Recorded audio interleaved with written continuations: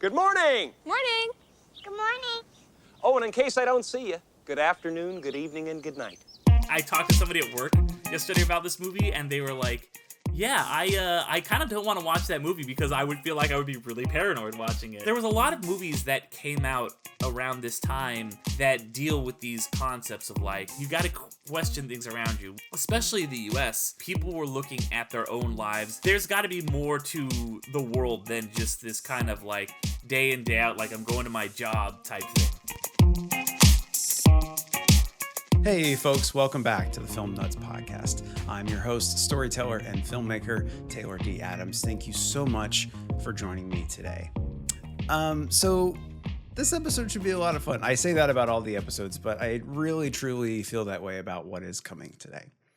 To start things off, I don't know about you, but I've never really ever once wondered if my life is real or not. Kind of a strange thing to say, but I honestly don't know why I would ever think that if I did. I feel like things would have to be a little too perfect, a little too neat, a little too tidy, and a little too smiley. The Truman Show, starring Jim Carrey, is about a man whose seemingly idyllic suburban life is in fact a reality show watched by millions all over the world, and the title character of Truman has no idea. That is, until the seams start to show a little bit. The Truman Show has such an adult vibe, for lack of a better term. It explores themes of existentialism and purpose, but it wraps it all up in this kind of packaging that really makes an impression on those first learning about what the world is. This was the feeling my guest today had.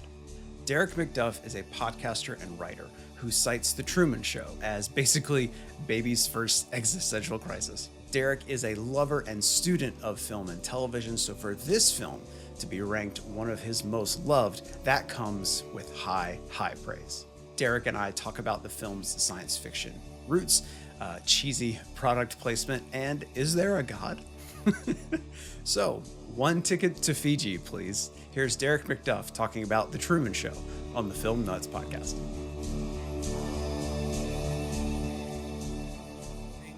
Things are going swimmingly. Still plugging away at the podcast, having a good time with that, writing, when I get a chance. So, no complaints, and it's summer movie time. So I'm getting to go see a lot of good movies are coming out. What are you most excited about? I think probably Jurassic World, because I love that. I love the Jurassic Park movies, and even when they're bad, which they are, at least every other one, I feel like they're still fun, and when they're good, they're great. So, Okay, I respect that. I don't know if I'm gonna go down that rabbit hole this summer, but if I hear from you, it's a good time. I will go check it out. And they no more Chris Pratt. They've got Scarlett Johansson and Rupert Friend in there, so I'm excited. Yeah, different lineup. That should definitely be interesting. Yeah. You mentioned the podcast. Underrated Movie Podcast is the one that I was on, which I greatly appreciate you allowing me to talk about Hercules for a little while. But I know that's not the only podcast you're doing. What else are you working on? I do a few, yeah. So Underrated Movie Podcast, like you said, is the main one. But I also do another podcast with my friend Damien called the Midnight Film Society, and that's more like, summer movies are coming out. We're talking about, the new releases and stuff like that. I also have a Patreon where I do a bonus podcast called Across the Second Dimension, where I look at movies that were released in 3D and talk about them and see how they hold up in 2D. I just did an episode on Captain EO. That was a ton of fun. Wow. So that was every year on the Patreon. I'm like, what kind of weird stuff can I talk about that won't last a whole podcast, but I can do for a while. I forgot one more podcast too, Infinity Sons of Dragon Bones, where I talk about Marvel stuff, because I just had an episode on Thunderbolts, which just came out. That one's infrequent whenever there's a new Marvel thing. So yeah, I got a lot of things in the fire right now. That's awesome. So okay, it's clear your life, your work, movies are just everywhere. Yeah. How did you first get this passionate about movies? I've always just been, a big fan of movies. I've loved watching them as a kid. My parents would always put on like Raiders of the Lost Ark or Star Wars or Jurassic Park was one of the first movies I think I ever saw in a theater. I was like 3 when it came out, and just it was always like they weren't like big movie snob people. We weren't watching like necessarily like these like auteur movie. Like I didn't watch like Brief Encounter or something as a kid, but I watched a lot of these kind of like iconic movies, Princess Bride, these cultural touchstones, and I just love movies. And I worked at a movie theater when I was a teenager. That was like my first job in high school and college, and I wanted to be an actor for a while. I really wanted to be in movies for a minute, and I studied acting for a couple semesters before I switched over to be an English major to focus more on the writing side. And as it went along, I was a writer and I loved movies, and then eventually just started kind of like writing about movies, and then that became when podcasting became a thing. I was like, well, let me start talking about movies, and so it's always been a passion in my life. And over the years, I did eventually go back and watch Brief Encounter and get more film knowledge and stuff like that, and watch all these kind of like classic films, and I always try to, stay as knowledgeable as I can about movies. And, with my English background, I might not have as much of a technical side of movies from my education, but I try to make up for that by reading stuff like In the Blink of an Eye by Walter Murch, or Adventures in the Screen Trade by William Goldman, all these great books on film. So, I mean, yeah, movies around you from an early age. I had a similar kind of experience with Jurassic Park. Like, it's one of the, it's actually a funny story. Like, I think I was, it was like 94, 93? 93, the first one. Okay, yeah, it was 93. Yeah. So I was 6, and I, as a 6-year-old, I fucking love dinosaurs. And so I really wanted to see this movie. And my mom and my stepdad knew that I wanted to see it. So they decided that we're going to go see it to see if like, because it was PG-13 or whatever. So they're like, to see if a 6-year-old can handle it or whatever. And they went and they enjoyed it, but they said at one point it got so scary that the woman sitting next to my stepdad like involuntarily like dug her nails into his arm. Like, and so they're like, okay, we're going to wait a couple years. I was like, what? Yeah. So anyway, got to see it later. It was great. Nice. So you were exposed to all these just basically like fun, like pop culture movies, like this movie's out, gonna go see it. So what was it about these things that made you think, oh, I really want to pursue a career around this culture, around movies and television and what have you? Yeah, I think it was just something where, I just kind of got so engrossed in it and the storytelling. Like, it's just such a, it's a relatively young medium, like you had novels and plays and things like that around for, thousands of years. And movies have been around for over 100 years, like just under 200 years, movies have been a medium. And I think that we are now kind of really starting to figure out like, how do we like tell these stories in a really interesting way? With my background in, when I studied acting, it was mostly in theater. So I came at it from that point of view. But I was like, you can do so much more interesting stuff by like, the way you place your camera and things like that. And I was just, you could tell these unique, interesting stories through film and TV that you wouldn't be able to necessarily tell through another medium. And you could just throw on a movie. As much as I'm a huge reader, I love to just like watch a movie and just get completely taken into that world, go on this, and whether it's like a crazy sci-fi thing that you would never be able to see, or if it's just like, hey, this is like a slice of life. This is a very realistic quote unquote story. I'm always really invested, and I wanted to like analyze that and look at it from an angle where I could really understand why these people are telling these stories and what kind of stories they're trying to tell. That's great. So with all that, why did you want to talk about the Truman Show today? Yeah, Truman Show is actually one that I did get I did grow up with, and it's a movie that I had my whole life, and it's a movie that it was one of my first, I think, introductions to existentialism, and because there was a lot of movies that came out around this time, the last 2 or 3 years of the '90s that deal with these concepts of what if everything around you, you got to question things around you. What is the meaning of the world? What is this thing? So obviously you have and movies that you wouldn't necessarily at first blush pair with this, but I think are actually very similar. Stuff like The Matrix or Fight Club or Dark City. They all come out 98, 99, and they're all part of this trend of we're at the end of the 90s. It's before 9/11 has happened. The Cold War's been over for a few years. So I think that especially the US was very introspective. People were looking at their own lives, at existing, and all those, movies to some degree are about existing in this kind of suburban world, this very and obviously this movie is it's all crafted, it's all done for Truman. And looking at the world and being is this the real life that I have? Is this real? Is this just, not literally, I'm not saying, I actually believe I'm in the Truman Show, but there's got to be more to the world than just this kind of day in, day out, I'm going to my job type thing. The people on the elevator, there was no backing on it.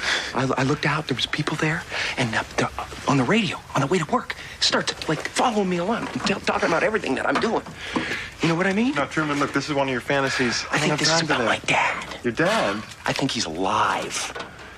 Yeah, I'll tell you about it later. I just really, really love this movie. I think it's one that, it's not it's gone away necessarily, but I don't think it's as popular as it was. But I think that the whole Truman Show phenomenon that happened, where people, I said, in middle school I was am I on the Truman Show? That's not an uncommon thing. I talked to somebody at work yesterday about this movie, and they were yeah, I kind of don't want to watch that movie because I would feel I would be really paranoid watching it. And I think it really, that part of the movie, you really hit on something deep in our psychology of just and I think part of it's everybody kind of like Marlon says wants to be the main character, but part of it is just man, there is just something off, and I got to figure out what it is. So I think that this movie really does get to the core of a lot of people's, not psychoses, but just kind of their way of thinking. Okay, so take me back to, do you remember the first time you saw The Truman Show? I was trying to think about the very first time, because I think I don't remember it exactly, but I remember watching it at a very young age, because this movie comes out, I'm 8 years old, and I don't think I saw it in theaters, but I know my mom really liked it. And, this is, to me, a time when I'm Jim Carrey is the funny, goofy guy. Yeah. He's the guy who does all the voices, he's mocking Batman with his butt. He's doing all this stuff, And so, and he's still Jim Carrey, but he's much more toned down in this movie. And between this and another movie you've covered, Eternal Sunshine, which I saw when I was a teenager, I really came to appreciate him a lot more as an actor. And I remember, just being a young kid being wow, this is an absolute trip. I think I was maybe 10 or 12 when I eventually did see it.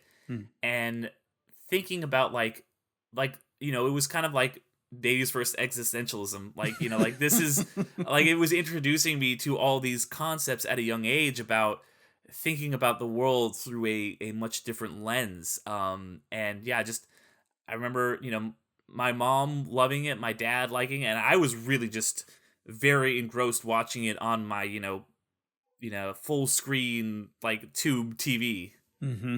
I know sometimes it's hard to kind of revert back in our heads about what were we at this certain age, but you had family appreciate it. You were thinking it was a trip. Was there what was it about it that made you appreciate it for what it was? Because like you said, it's not classic Jim Carrey. This is it's a very adult movie when regarding themes. But for some reason, like I think I saw it when I was like maybe like 13 or something. And so like it really took a hold of me. So what do you think it is about this such like existential concept can even connect with someone who's like prepubescent or early teenage years? Yeah, I think I definitely saw it at like the right time, you know, like I'm 10 or 12 or whatever. So that's like right at the time when you're like start to really become, you know, like for lack of a better word, a person. Like I'm not just like, hey, I like this movie because dinosaurs. I'm like, oh, you know, there's some deeper things going on here. And yeah, this movie, you know, there's not like if I was younger, there would probably not be a lot for me other than maybe some jokes and stuff. But there was some really deep stuff that I was kind of like, huh, that's very interesting. And the scene that I always, even from a young age, always stuck with me, is the scene where he's talking to the guy playing Marlon, his best friend. The point is, I would gladly step in front of traffic for you, Truman. And the last thing I'd ever do is lie to you. And the last thing that I would ever do is lie to you. I mean, think about it, Truman. If everybody is in on it, I'd have to be in on it too.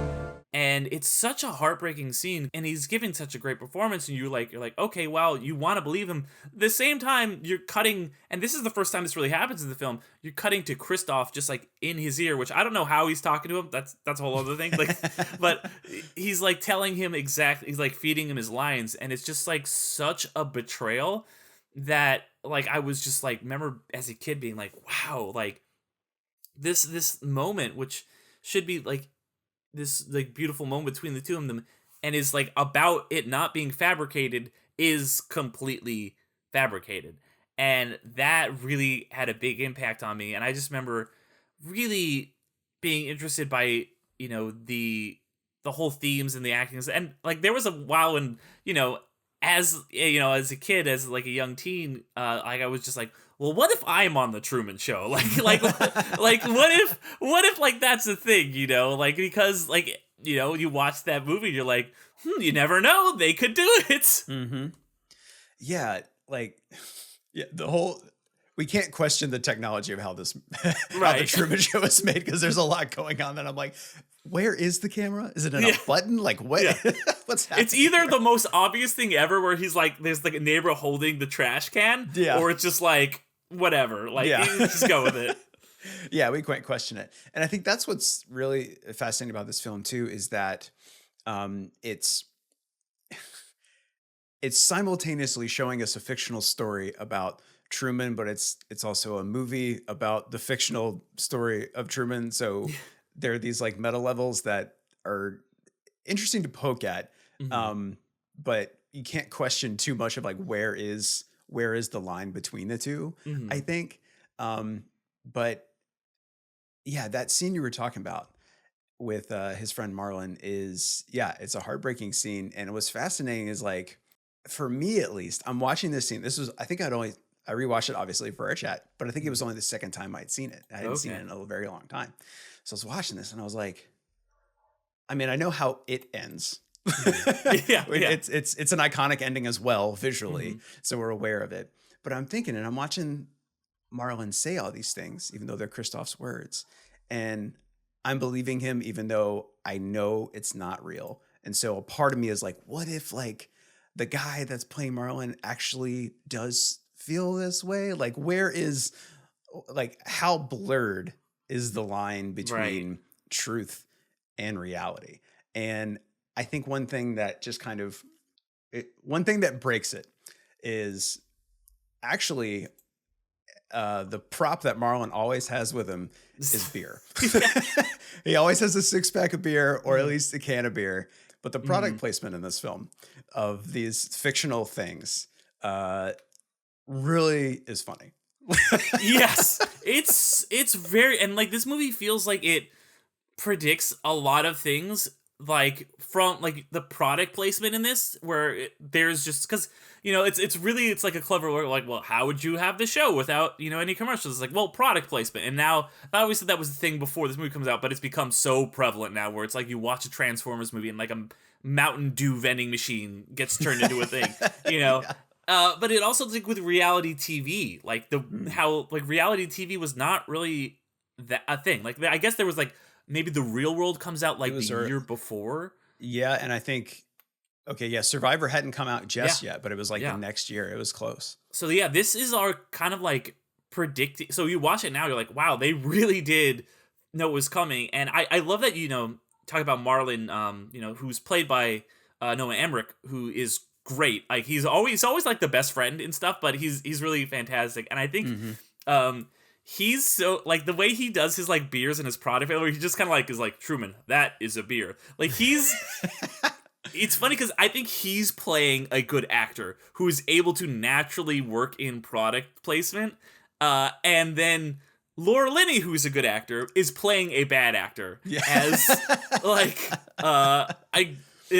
so the character Hannah, who's playing Meryl, like she's not good. Hi, honey. Look what I got free at the checkout. It's a Chef's Pal. It's a dicer, grater, peeler, all in one. Never needs sharpening, dishwasher safe. Wow. That's amazing. And it's funny because it totally shows you like the quote unquote right way to do product placement and the way that it just like breaks the immersion. And so I think that was really good because apparently Laura Linney like studied like Sears catalogs and stuff from like the 1950s that for makes her performance. Sense. Yeah. And then going back to Noah Emmerich, like he apparently he does like a bunch of stuff that's like not even hinted at in the movie, where he was like for my character, like he said he was like an alcoholic or a recovering alcoholic because he got really jealous of Truman, and he's like this, so he knows the whole thing. He's like, I kind of wanted it to be the Meryl show, but it never was going to be. Like he wrote that into his character, and I think that is a sign of really good acting, is where you put all this stuff that's not on the page, that's not going to show up on the screen, but it's important to your performance. And I think that all the performances in this really come across well. Yeah. So that's interesting you said that about Laura Linney studying like 50s Sears catalogs, because the aesthetic in this film is so strange because it's part like 1950s, early 60s suburb like culture, but the cars are like still kind of 90s, and the attire for a lot of people, like there's a lot of plaid in this film. Like there's a lot of really bright colors that I don't think I've seen in any kind of movie or catalog before. And so it's this really strange structure, I thought, of like these different historical aesthetics just kind of blending together.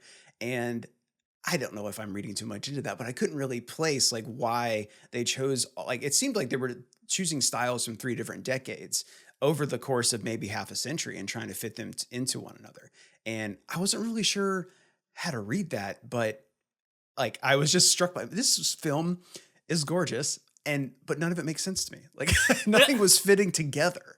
Yeah, it's interesting because like I was thinking about too, in a similar vein, like I was like, where is this Sea Haven supposed to be? Like obviously we know it's actually in LA, like behind the Hollywood sign, but like where is like in the fictional reality of Truman's world, where does he think he's in Maine? Because like you see a license plate at one point and it just says Sea Haven, and I think that in terms of like the time period that it's emulating and the fact that it's like supposed to be kind of like whatever, I think it's supposed to be, that whole thing is like it is this kind of like amalgamation of just different idealized quote unquote American dreams, and to the point where apparently when they were like scouting the location, they were like having a really tough time finding it, and they were going to build it on a soundstage at Universal Studios, but then eventually they found like this master plan place in Florida. And I feel like the whole combination of like what state is this, what time period is this, it speaks to what Christof is saying at the end when he's talking to Truman, and he's like, I have created this kind of like perfect world, this amalgamation of like this is kind of this Norman Rockwell-esque like elements, all these idealized things, this what we think of as America. You know, it's like what when people say making America great, this is what they picture, an America that never actually existed. It's this fictionalized idyllic world.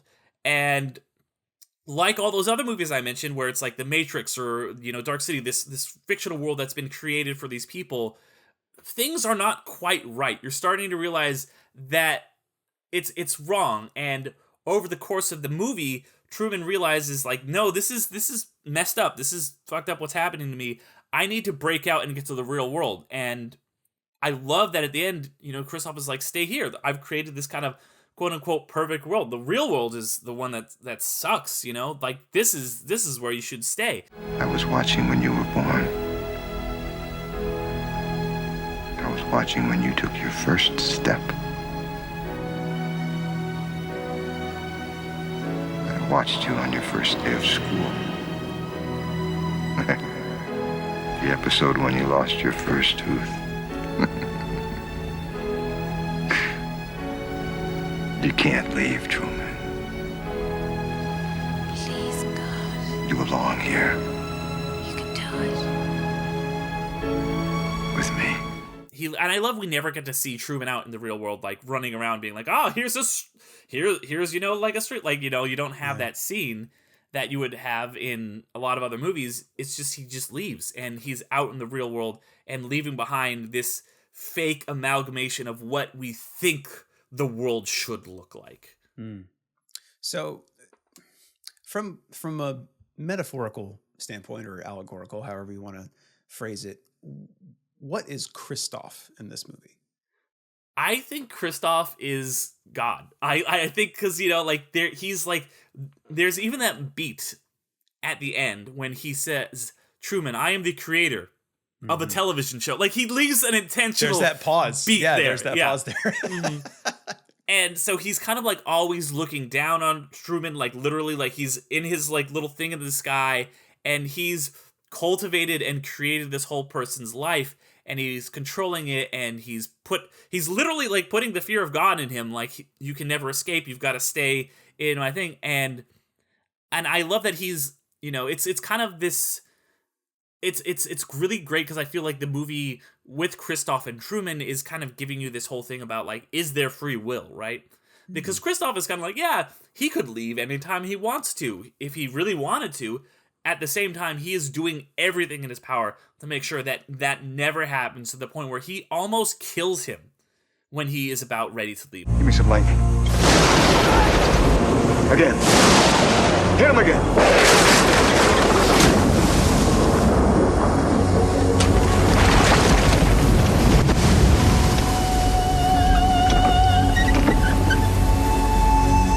God's sake, Chris. The whole world is watching. We can't let him die in front of a live audience. He was born in front of a live audience. So I think that Christoph is kind of this stand-in for, like, God or the universe or whatever, like, being like this, or like, you know, the non-existence of free will fighting against you, and you having to just kind of blaze your own trail, you know, whatever that might mean. And, you know, break against, like, what the plans that the universe has for you, or, like, you know, get against this, you know, Old Testament style vengeful God and escape. So I think Christoph is really interesting, and Ed Harris's performance is fantastic. Are you someone who subscribes to the idea of a God or a universal rule, or what are your thoughts on free will? These are the deep questions. Yeah, right. Yeah.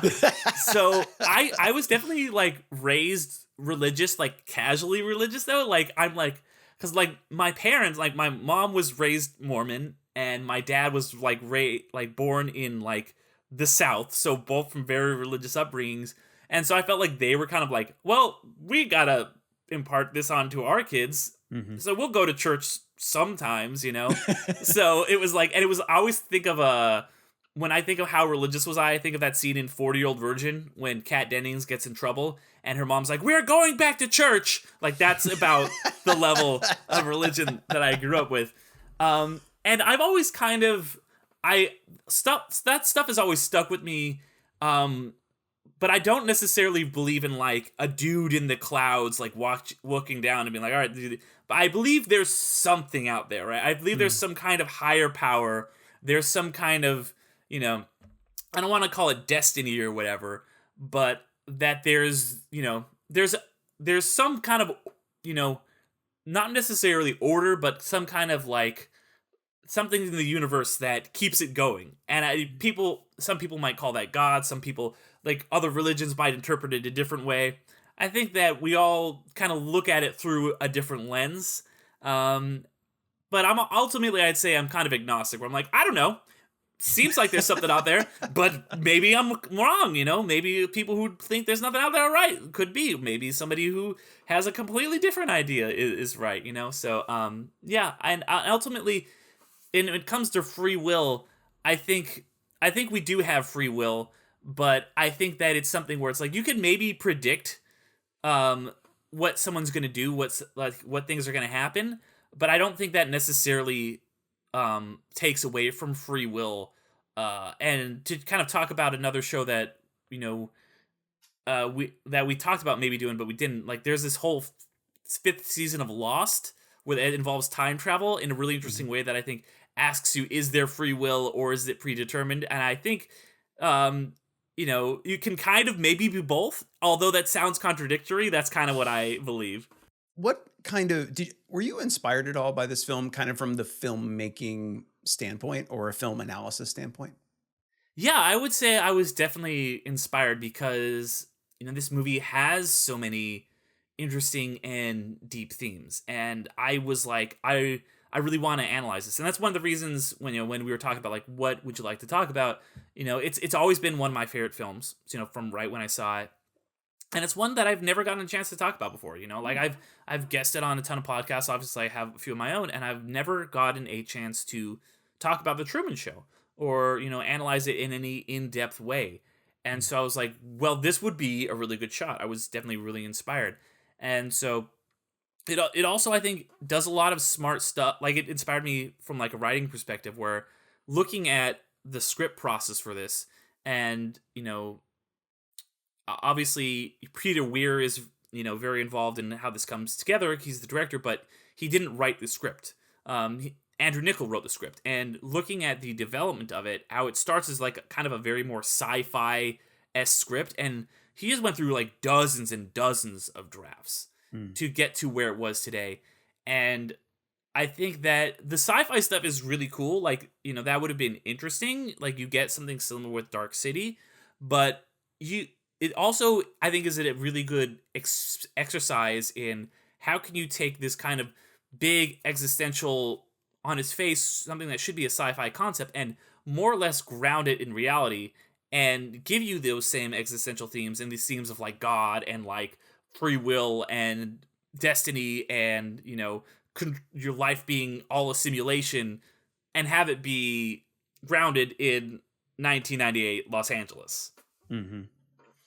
Yeah, like that's always interesting to me, is films that like present certain like sci-fi tropes, or like there's like elements of all these things, but the movie itself keeps itself very grounded and like very approachable for a lot of reasons. And I think one of the reasons is actually like casting Jim Carrey. Like, he's just like, he's at this point a goofball. Like, he's almost everyone's favorite goofball to watch on TV and then film.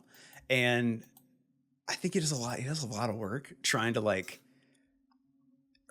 be silly, but also it does come across to me as like a veneer of almost like how someone should act when they have all these things that we're supposed to want. Like, going back to like this analysis of like this metaphor of the American dream or whatever, like it's a little over the top. He's like waving to his neighbors every morning and saying the exact same thing and smiling really widely, going through the exact same motions. And we're supposed to feel like this is what we want. And then very quickly we're introduced to the fact that he's actually secretly looking for something else, and he's not even sure exactly what that is. And even early on in this film, when the light drops, when the light drops from however high up that that light grid is, if we had no idea what this movie was when we first started watching it, that would immediately clue us in to what is this. Yeah. And I feel like that lends itself to those science fiction type things, those fantasy type things. So if you were Truman, how long do you think it would take you to figure out what's going on? Okay, that's a really good question, right? Because yeah, like Truman, like they say this is like season 30, so I guess that's implied that Truman's 30 years old, you know. Yeah. I don't know. Like I feel like maybe I would figure it out when I was like a teenager and I was like starting to get more like aware of the world. But you know, like it's easy to say that, you know, because and I love that they do like kind of like you know, say that they are doing things to keep Truman from figuring this stuff out and to like artificially keep him on this island. Like they have the whole thing where they, you know, kill off his dad to make him afraid of water. And because they're like, yeah, he's naturally curious. He wanted to go explore. And that's how I am too. Like I want to go like explore the world and find out these interesting things. So I don't know. I don't know if you ever saw like the Joe Schmo show or a more recent example would be Jury Duty, where they have Jury Duty, yeah. Jury Duty, which is incredible. Yeah. And it's, you know, those are both like these fake reality shows where there's like one contestant on them who is actually the only contestant. And it's like the Truman Show, but for like a reality show. And they're just kind of like realizing. So, and like the reason that both those shows work is because they both of them basically get like the most kind-hearted, just kind of like really good like guy who also is just like kind of a little bit of a doofus, you know, like in the best possible way. And the reason that they in like when they did a second, this is like back in the early 2000s when they did a second season of Joe Schmo Show, one of the reasons it didn't work is because one of the contestants figured out she was like, this is weird. Things are happening on this show that don't make any sense. And she figured out it was like a fake reality show. So I like to think that I would be in the same vein and kind of figure it out a little bit quicker. Yeah, that's what I was thinking too, is like, okay, yeah, how long would it take me? And I honestly have no idea, but like from the movie's point of view, like we are shown something is wrong from like just something going wrong, like out of their control. Yeah. Like the light falling. Like that's a physical thing that's like, where the hell did that come from? And if he's like, what does he know what that exactly is? And they have like the radio explain to him it came from a plane or whatever the fuck. And then we have our flashback scene with the woman he's truly attracted to in high school and truly interested in. And she's just acting strange to him. Would you want to maybe possibly sometime go out for some pizza or something? Like Friday? Saturday? Sunday, Monday, Tuesday?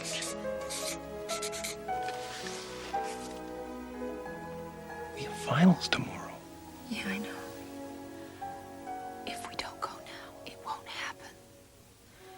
Do you understand? So what do you want to do? Like it doesn't feel to me. What felt more real was the light falling from the sky than her acting the way she did. Because people can behave in strange ways, but if we see an actual like physical thing that's way out of place, I feel like that would start to question some things. And I don't know if Truman just doesn't know anything about planes, that they don't have these like these stage lights attached to them or not. But yeah, I thought that was like kind of. It was like that was the first breadcrumb. Like the movie's very careful about like, okay, this is the first breadcrumb of him and you as an audience figuring out that like something else is going on here. Well, I like that you brought up Sylvia, you know, the kind of other love interest of his, because and one level it's just like, okay, like he, you know, he's kind of like had this brief romance with this girl, but also I feel like she kind of represents this freedom where everything else around him is so controlled and like he is set on this path, and he does this thing where, you know, the point where his wife is pre-selected for him, like, and he doesn't even like really like her, like it's clear he doesn't like his wife, and he's just like, and he says to her like, you don't even like me either, like what is happening, you know, why do you want to have a baby with me, you hate me. And you know, like to the point where his mom, his best friend in that scene we already talked about, like the ultimate, like everything around him is so fake. And then for one night he gets a glimpse of someone and something real, and then he like hyper fixates on that for the next like 15 years or whatever.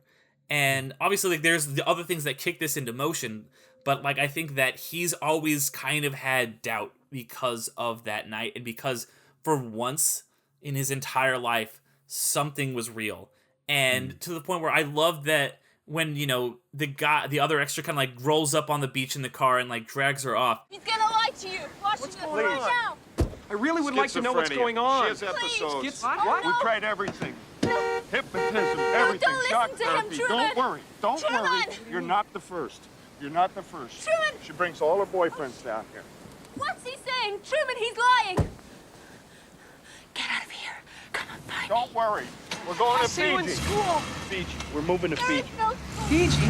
Like, you know, he just kind of says, we're going to Fiji. You know, he Yeah. just like throws it out because he's improvising, right?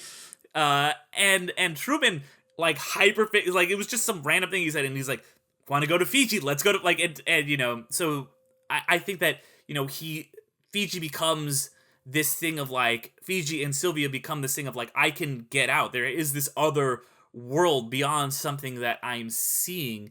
And that leads to some really great scenes where he like tries to leave and the bus breaks down and, you know, nobody can drive it, or like he goes. The driver looks so confused. Right? Anytime he has to operate a vehicle.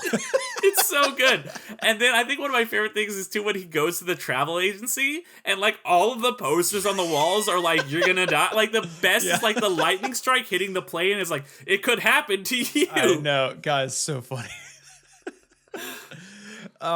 Yeah, so speaking of which, I mean, we've talked about plenty of scenes and moments. Like, do you have a single favorite scene or moment from this film?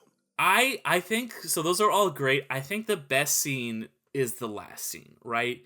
Because, you know, it's you know, that scene right prior to it is he's like out in the waves. You know, he's literally and figuratively crossing the threshold and getting through this like insane storm that Christoph / God or whatever has created for him to get through.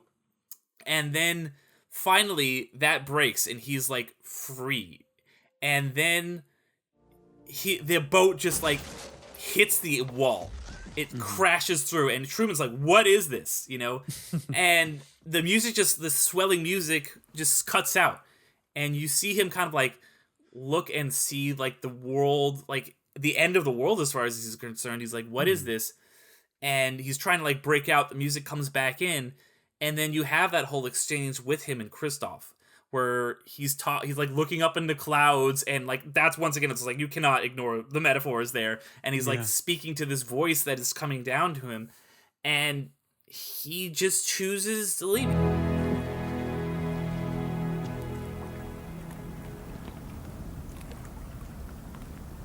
In case I don't see you, good afternoon, good evening, and good night. Yeah. He doesn't know what's out there in the real world. He's only lived his entire 30-year existence in this cultivated reality, and he chooses to step out. And, you know, as you're getting that, you're also getting everybody who's swept up in this, everybody who's watching it. And I think this goes back to what we were talking about before, like the power of TV or film. You know, these people are so engaged with Truman's life. They love his story. There's that whole bar. There's the Japanese family, which, by the way, I love that, like, Chosen from the Karate Kid 2 is... Yes! is the dad. I was like, that's Chosen. Yeah. I was like, hold on. But, you know, and then there's the guy in the tub. There's, like, the you know, the parking garage guys. And it's this beautiful sweeping scene, and he like literally like kind of climbs the stairs in the sky and gets out, and then Sylvia runs down, and it's like you know there's implied they're gonna find each other, and then it's like What else is on? Yeah, let's see what else. Where's the TV guy? and then the movie ends. It's perfect ending, 10 out of 10. Yeah, I do love that ending scene. Specifically for me, like cutting from all the reactions of the viewers, the fans, like you do have people that are so invested in this show and then are invested in Truman that they, you know, it's a parasocial relationship. Like they're like, oh, we love this guy. Like we want him to succeed no matter what it is, even if like the show's over. And then we have like the guys in the parking garage that are like, it's something they're watching. Yeah. It's like, that's all it is. Like they're enjoying themselves. Like they're being very entertained. But when it's over, they're like, okay, what is the next thing that we are going to participate in? For you, like, you know, lover of movie and TV shows and all other kinds of pop culture stuff, like how do you find a balance with what you're watching to be something you are truly invested in beyond when it is over?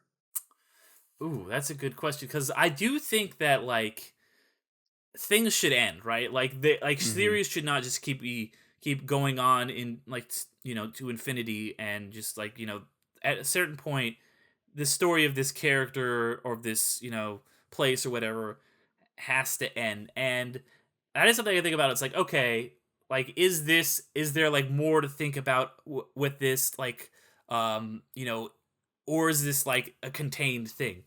And I think that, yeah, like there's a reason why, you know, when something like Star Wars becomes as popular as there's, you know, this desire to like, let's keep it going, let's make all these books, let's do all these different things. And you know, because people are very interested. People are interested by like the lore and the themes and stuff. And I think sometimes that can be a little superfluous, but sometimes you can also get, like with Star Wars, you can get Andor, which just wrapped up as we're recording this. And I was like, it's one of the most incredible TV shows I've ever seen. So, you know, and that's, while the story of Star Wars did wrap up, you know, we had 3 movies and then we had 6 movies, and then 9 movies, but it's done at some point. You can still take things from that and extrapolate it in interesting ways, like they do with Andor. This is a story that ties into that, and it gives you a new perspective on it, but it's also its own really interesting thing. Yeah. I don't know if that made sense or if it answered your question. No, it does. Okay. It does. I was like, yeah, now I want to talk about Andor, but I haven't finished. I haven't watched the last 3 episodes, but the 3 before that, I was like, fuck yes. Yes. I've got 2 left, so. Okay, nice.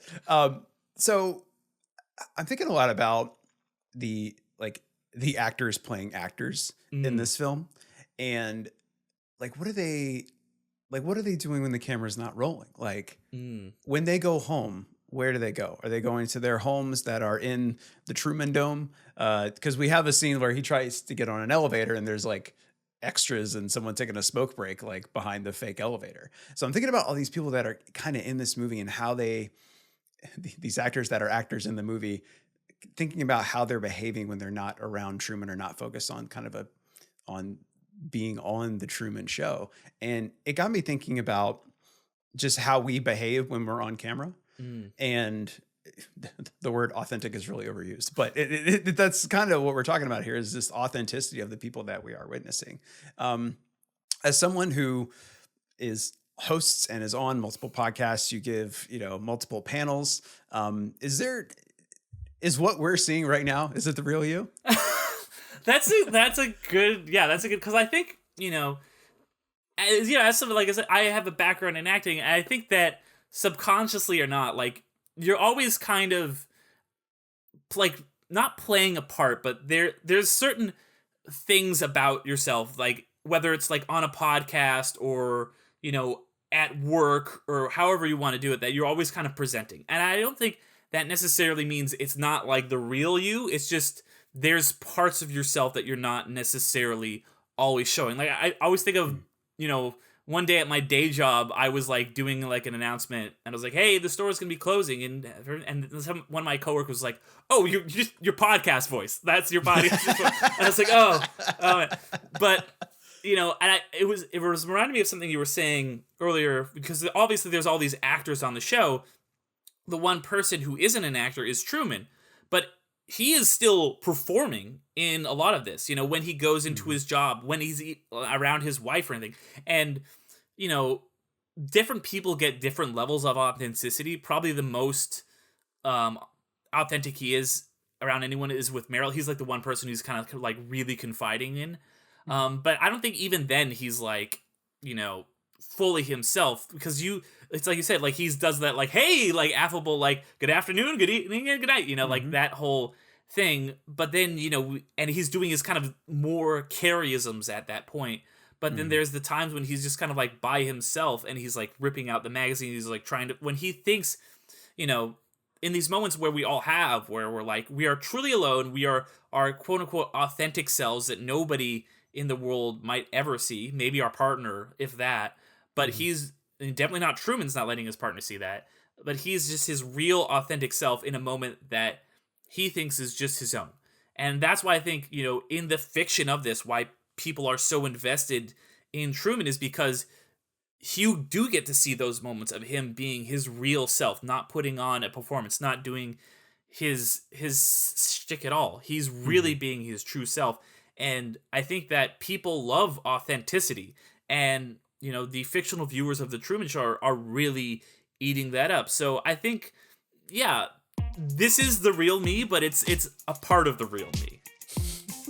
That's fair. Well, Derick, thanks so much, man. This was an absolute blast to talk about this movie with you. I really, really appreciate it. Thank you. Yeah, I had a ton of fun. I'm really glad you let me talk about this movie. If you're someone who might be thinking that your life is a lie, or that you maybe wish your life was a lie, I just want you to know that the people closest to you love you. Our world can sometimes be safe little bubbles that are made to protect us, but it's okay to grow out of them.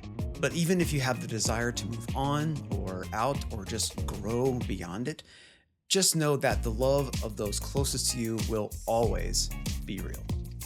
A huge thanks to Derick for chatting with me today, and a Hollywood sign-size thank you to you for joining us. Before you go, please check out at least one of Derick's podcasts linked in the show notes.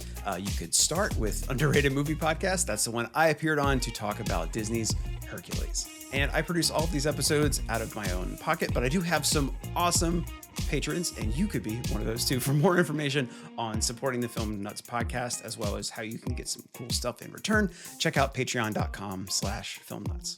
Our theme this season is brought to us by JMac. Our artwork is designed by Madungwa Siburi, and all episodes of the Film Nuts podcast are produced and edited by me, Taylor D. Adams. If you want to get in touch, you can email filmnutspodcast@gmail.com or follow us. I know it's a creepy word, but follow us on Instagram and TikTok at Film Nuts Podcast. And don't forget to join the Nut House Discord community. Absolutely free. It's so much fun to be there. I'm not just saying that. It's honestly true. You can check that out in the show notes along with everything else. Thank you all again so much for joining me today. And in case I don't see you, good afternoon, good evening, and good night.